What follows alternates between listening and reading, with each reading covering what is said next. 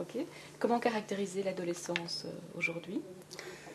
Eh bien, pour caractériser l'adolescence aujourd'hui, on pourrait dire que c'est le témoignage de ce qu'on ne peut pas vivre tout seul. C'est-à-dire qu'au fond, un adolescent a besoin pour affirmer ses choix, faire des projets, s'engager dans la vie, de rencontrer des interlocuteurs qui soient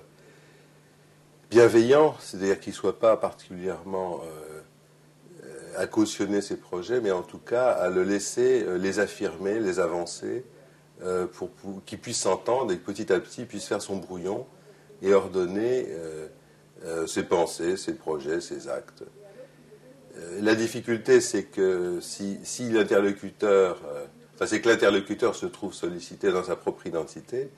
et que s'il se défausse de cette position d'adresse de l'adolescent,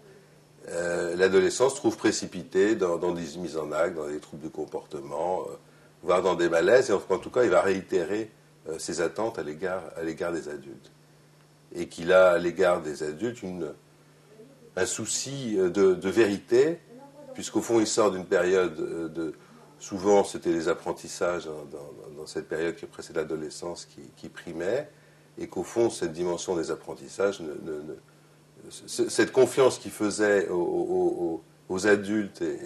et aux maîtres, ne peut plus tenir dans la mesure où la sexualité le sollicite dans son corps et qu'il est amené à en rendre compte par ses propres marques, par ses propres traits d'identité. Et donc, au fond, c'est peut-être que une des caractéristiques actuelles, sûrement, serait ce souci de l'adolescent d'attendre des autres, des adultes, des maîtres, des parents, une position qui soit vraie et juste en réponse à leurs sollicitations.